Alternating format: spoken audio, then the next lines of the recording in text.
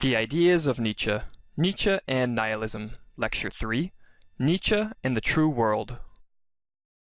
In the last lecture we investigated the connection between suffering and nihilism. We saw that when one comes to realize that suffering is an inescapable part of this life, and that the ideal of lasting happiness is an impossibility, one often begins to wonder what the point of it all is and sets out on a path that could very well lead to nihilism. As a quick reminder, nihilism, as we are using the term, is the conviction that life is meaningless or that it lacks a purpose. However, we also noted that even for those who set out on such a pessimistic path, nihilism is not the inevitable end result. Most individuals at one time or another entertain pessimistic thoughts about life and wonder about the purpose of it all, or even if there is one. However, the human race is not populated with an overwhelming majority of nihilists. Why is this? As Nietzsche explained in a passage from The Will to Power, an escape remains. This path of escape from nihilism is one which has been used by vast numbers of people throughout history, and involves finding the desired meaning of life by believing in the existence of what is called a true world. In this lecture we will investigate the nature of true world theories. In particular, we will examine the structure of them, look at the existential fears they help to suppress, and examine the main types of true world theories which have been popular throughout history. Julian Jung provides a perceptive definition of the main characteristics of true world theories, and explains why these theories are so effective in convincing individuals that life has a purpose. A true world is a destination such that to reach it is to enter a state of eternal bliss, a heaven, paradise, or utopia. Hence, true world philosophies give meaning to life by representing it as a journey towards redemption, towards an arrival that will more than make up for the stress and discomfort of the traveling. Nietzsche was very interested in true world theories. He understood that a lot of the great philosophical and religious systems throughout history were true world theories, and was interested in how so many otherwise intelligent and rational individuals could believe in such theories, which he viewed as absurd fantasies. When he began to look at the varying types of true world theories, he noticed a commonality between all of them.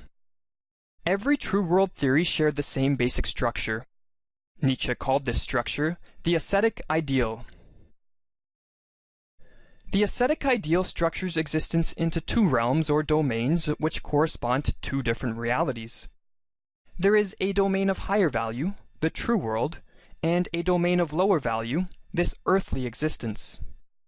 True world theories claim that the true world is more valuable because it is the home of lasting bliss, happiness, and truth, while this earthly existence is of little to no worth because it is filled with suffering and ends in death. All true world theories, being structured by this ascetic ideal, claim that the meaning or purpose of life is to overcome this earthly existence and obtain entry into the true world. Nietzsche saw true world theories as the sole source of meaning for mankind so far in history, a thought that is expressed in a passage from On the Genealogy of Morals, where he writes, "Apart from the ascetic ideal, man, the human animal, had no meaning so far. His existence on earth contained no goal. Why man at all was a question without an answer."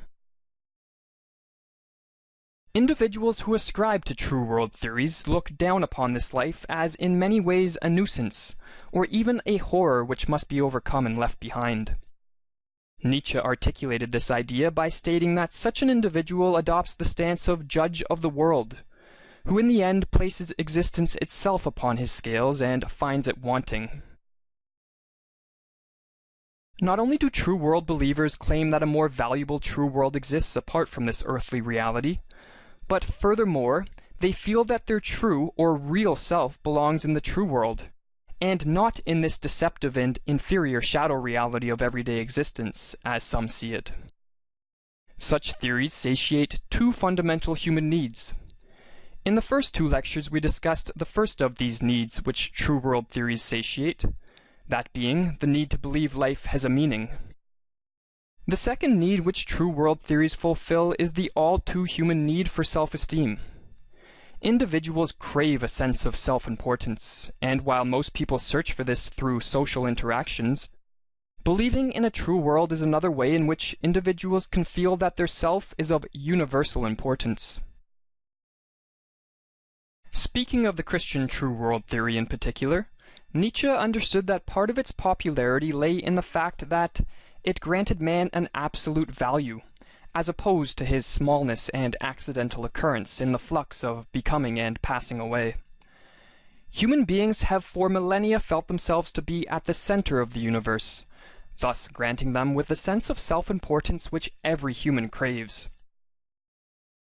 Recognizing the intimate connection between the human need to feel important and nihilism, Nietzsche understood that when an individual no longer feels like they are the collaborator, let alone the center of becoming, then nihilism becomes a very real possibility.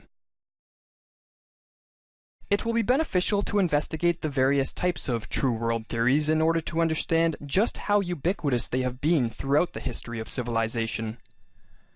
We can identify three main types or categories of true world theories, which, as we mentioned earlier, all share the same general structure which Nietzsche called the ascetic ideal. The ascetic ideal, as we saw, structures existence into two domains, the true world and this earthly existence. Although Nietzsche didn't characterize them as such, for the sake of clarity, we will label the three types of true worlds as temporal true worlds, monistic true worlds, and eternal true worlds. Temporal true world theories do not claim that a separate world or reality exists apart from this reality. Instead, they assert that this reality of becoming or change is the only reality. However, temporal true world theories propose that this reality of becoming is being guided somewhere, and that at some point in the future, this earthly existence will be radically transformed into a utopian ideal. The true world in temporal true world theories does not lie in some metaphysical realm, but instead exists in the future. Temporal true world theories are closely related to philosophies of history, and because of this it will be beneficial to take a slight detour to understand exactly what a philosophy of history is. A philosophy of history can refer either to theories which attempt to discern an underlying general pattern in history, or to the study of how historians can arrive at knowledge of past events. Here we are concerned with philosophy of history in the first sense. A passage from the great philosopher and economist Ludwig von Mises reveals the relationship between philosophies of history and temporal true world theories. He wrote, "Philosophy of history looks upon mankind's history from a different point of view. It assumes that God or nature or some other superhuman entity providentially directs the course of events toward a definite goal." A famous example of a philosophy of history is the one espoused by Karl Marx. Marx proposed that history was inevitably moving towards a period he called the end of history, driven by an impersonal force he called but never clearly defined, the material productive forces of society. At this so-called end of history, all the trouble, suffering, wars, and pains that we are afflicted with will cease and humans will live in a communist utopian reality. The defining feature of monistic true worlds is the idea that just as an individual wave is identical with the ocean it emerges from, an individual's true self is identical with the universal spirit which it is an expression of. This idea is central to the teachings of Indian philosophy and in particular Hinduism.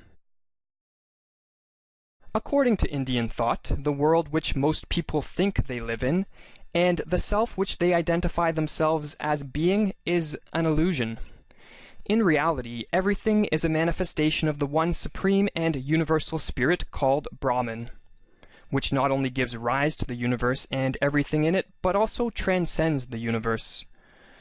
Furthermore, while we take ourselves to be individuals set apart or distinct from the rest of the world, in reality we are an expression of the Brahman just like everything else. Hinduism calls our true self Atman, and in fact declares that this true self is identical with the universal spirit Brahman. The goal of life, according to Indian philosophy, is to transcend or shed the veil of illusion which blinds us to the real nature of things, and realize that everything is literally one with everything else because everything is Brahman. This idea is expressed in a famous formula contained in the Upanishads, the most important Indian philosophical text. The formula states, "Men call it by many names, but the sages know it is one." Monistic true worlds confer meaning on life by giving individuals the conviction that their real self is something which transcends their apparent individuality. As Nietzsche wrote in a passage contained in The Will to Power, some sort of unity, some form of monism.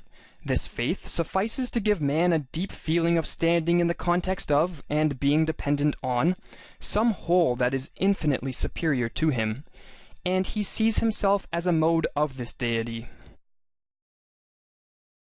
Eternal true world theories have been the most dominant true world theories in the history of Western civilization. In our first lecture on Nietzsche and the Will to Power, we referred to such theories as two-world theories. Such theories claim that alongside this earthly reality exists another more valuable and eternal reality. An eternal true world is held to be the antithesis to this reality in that it is thought to be one of permanence and perfection, as opposed to this earthly reality which is a reality of change and pervaded with deficiencies. Those who believe in eternal true worlds believe that access to them is possible after death, and because of this, such theories have usually posited that individuals have a soul which can maintain an independent existence from the body. Upon one's death, and given the right conditions, this soul will drift away from the earthly reality and enter the eternal true world. The most well-known eternal true world is that of Christianity.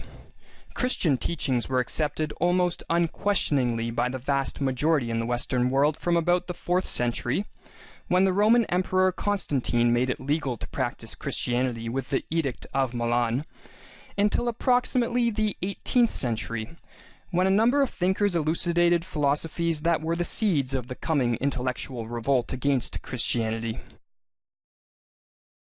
The true world theory of Christianity is often seen as imitating in many respects some of the ideas of Plato, most prominently in regards to Plato's ideas on the afterlife. Some have suggested a direct Platonic influence on Christian teachings, as many early Christian theologians, such as St. Augustine, were greatly influenced by Platonic and Neoplatonic ideas. One of Plato's ideas that some believe influenced Christianity was his idea of the soul. Plato claimed that each individual had an immortal soul, which was their true self, and the goal of life was to liberate the soul from the confines of the body and have it enter the true world, which he called the reality of forms. Thus, it is apparent that the notions of the afterlife put forth by Plato and by Christian theologians, although differing in some respects, are fundamentally very similar. Eternal true world theories, along with all the other true world theories we have investigated in this lecture, stave off nihilism by granting individuals with a meaning to their existence, or in other words, with a purpose to their lives which inevitably overcomes the temporal, and sometimes miserable, nature of earthly existence. Now that we have a clear understanding of the nature and variety of true world theories, we are in a position to proceed to understand Nietzsche's declaration, "God is dead." In the next lecture, we will investigate why Nietzsche thought God is dead, and what exactly he meant by such a pronouncement.